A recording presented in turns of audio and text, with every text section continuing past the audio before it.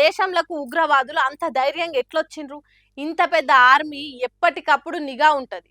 అయినా మనోళ్ళ కళ్ళు కప్పి ఎట్లొచ్చిండ్రు?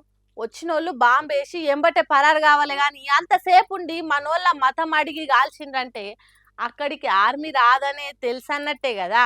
మరి ఆ ముచ్చట వాళ్ళకి ఎవరు చెప్పిండ్రు కావచ్చు అంటే మన దేశం రహస్యాలు లీక్ చేసిన వగలాడి గిదేనట. ఇంటి దొంగను ఈశ్వరుడు అయిన పట్టలేడనేది బాగా తెలిసిన బద్మాష్ ఆడదాని తీరుగున్నది ఇది. అందుకే కావచ్చు పాకిస్తాన్ దేశానికి మన దేశం రహస్యాలన్నీ చెప్పి ఇన్ని రోజులు దొరకకుంటున్నది. ఈ మతిలేని దాని పేరు జ్యోతి మల్హోత్రా. హర్యానా రాష్ట్రం హిస్సార్లుంటదట ఈనం తక్కువది. యూట్యూబ్లో వీడియోలు చేసుకుంటా మన దేశం రహస్యాలన్నీ పాకిస్తాన్ దేశ పోలకు పంపింది. దేశం సైనిక స్థావరాల ముందు వీడియోలు తీస్తుంటే ఎవరికన్నా అనుమానం వస్తుందా? పుట్టెడు దేశభక్తున్న పునీత కావచ్చా అనుకుంటారే ఎవరైనా. కానీ ఒగలాడి దొంగ కథలు ఇప్పుడు బయటపడ్డాయి. పాకిస్తాన్ దేశం పోయి అక్కడ పెద్ద పెద్దోళ్లతో ముచ్చట్లు పెట్టిందట. పైసల కోసం కక్కుర్తిపడి పాకిస్తాన్ దేశపోనికి మన దేశం ముచ్చట్లు మొత్తం ఇప్పి కుప్ప పెట్టిందట. బయటికి చూస్తే యూట్యూబ్ నడుపుతున్నట్టే గాని పాకిస్తాన్ దేశం ఎంబసీతోని రాసుక పూసుకొని తిరుగుతుందట. ఎంబసీ అంటే పాకిస్తాన్ దేశ ఆఫీస్ ఇక్కడోటి ఉంటది, మన దేశం ఆఫీస్ అక్కడోటి ఉంటది. ఆ ఆఫీసులు ఉండే ఆఫీసర్లను ఎంబసీ అంటారు.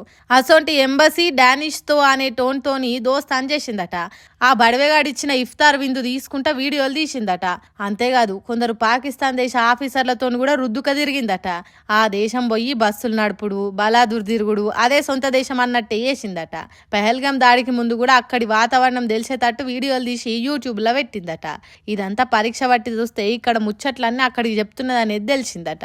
ఇంకేమున్నది, దొంగ కథలు పడే సిగ్గులేని దాంతో పాటు ఇంకో 5గురిని అరెస్ట్ చేసి లోపటేసిండ్రు.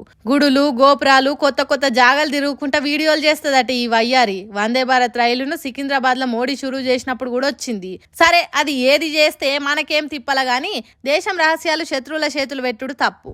అందుకే ఈ ఇజ్జత్ తక్కువ ఆడదాన్ని శీర్షింతకు గట్టాలి. అట్లయితేనే ఇంకోళ్ళు మన దేశం ముచ్చట్లు బయట పెట్టాలనే ఆలోచన చెయ్యరు. దొంగ బద్మాష్ది అని తిడుతున్నారు ఈ ముచ్చట తెలిసిన పబ్లిక్.